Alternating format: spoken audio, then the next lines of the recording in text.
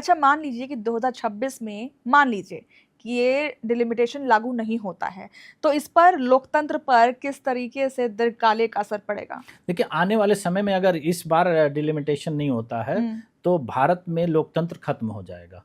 क्योंकि कुछ लोगों को जो जो अभी भी आरोप लगाए जाते हैं और आरोप हुँ, लगते हैं हुँ, कि कुछ लोगों ने भारत की राजनीति को अपने कब्जे में कर लिया है और जी। उसमें कहीं न कहीं सच्चाई है। हुँ, आप हुँ, पूरे देश का उठा करके देख लीजिए, तो बहुत सारे कुछ परिवार हैं जिनका पूरे देश की राजनीति पे कब्जा है। हुँ, वो एकदम पूर्ण रूप से हो जाएगा, भारत का लोकतंत्र नहीं बचेगा। हुँ, हुँ, क्योंकि हुँ, नए लोगों को मौका नहीं मिलेगा, वही पुराने लोग और उनकी आने वाली जनरेशन इस देश पे राज करेगी, तो वो नियम, कानून जितने भी चीज़ें होंगी उन्हीं के आधार पर बनाए हुँ, जाएँगे हुँ, और उसी के आधार पर चीज़ें चलेंगी। अब तथ्यों के आधार पे अगर आप देखिए, मैंने जैसे आपको बताया हुँ, कि आप करप्शन का आरोप किसी भी नेता पर 1971 के पहले नहीं बता पाएँगे। हुँ, क्योंकि उस समय कंपटीशन था, उस तरह के लोग निकल कर आए जिनमें नैतिकता थी और जनता के पास भी मौके थे।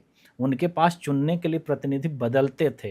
नए लोग जब आते हैं तब आपको अवसर मिलता है और जिसके कहीं न आधार कहीं अगर देखा जाए, माफ़ कीजिएगा मैं आपको रोक रही हूँ यहाँ पे, कहीं न कहीं उस ज़माने में फ्रीडम ऑफ स्पीच जो था, वो कहीं दबी हुई थी।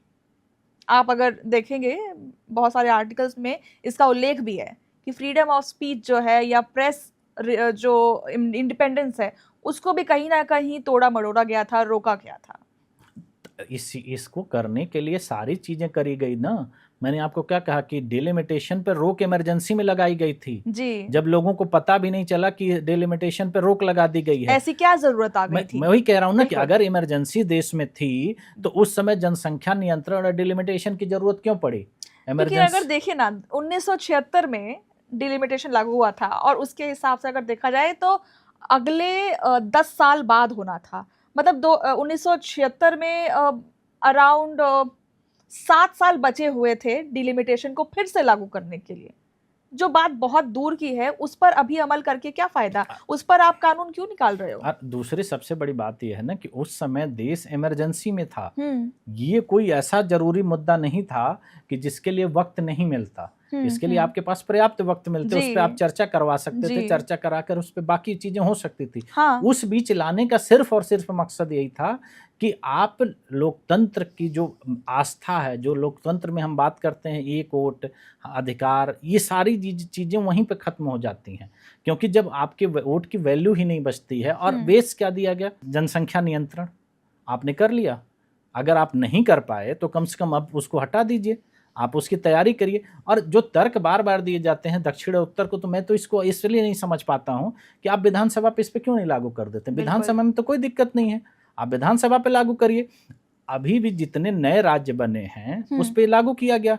आप उत्तराखंड की को देख बिल्कुल लीजिए, सही। झारखंड को देख लीजिए, छत्तीसगढ़ को ले छत्तीसगढ़ को लीजिए देख लें, और अभी एकदम नया-नया राज्य बना है तेलंगाना। तेलंगाना। उसके विधानसभाओं की संख्या आप देख लीजिए और उसके जो हिसाब जो से बड़े सीटें राज्य बँटी हैं, हुई उनके हैं। हिसाब से सीटें बढ़ी।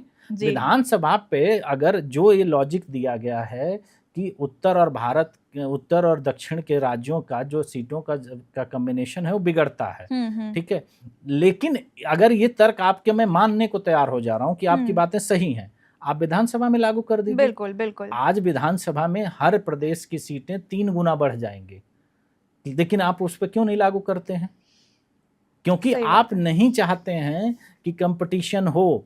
दुनिया में आप एक बात बताइए, पूरे विश्व के किसी भी देश को उठा करके आप देख लीजिए, मैं आंकड़े के हिसाब से आपको बताता हूँ, सबसे ज़्यादा जनसंख्या के आधार पर अगर सांसद हैं, तो वो हैं अमेरिका में।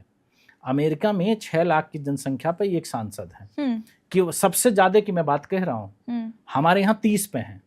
ठीक है, हम विकसित देशों की बात कर रहे हैं जिसके हम तुलना करना चाह रहे हैं, बिल्कुल। जिस पे हम बार-बार कह रहे हैं कि हम 47 में विकसित हो जाएँगे। हुँ, हुँ। उस देशों के लोकतंत्र में आप ये देखिए कि उनकी व्यवस्था क्या है।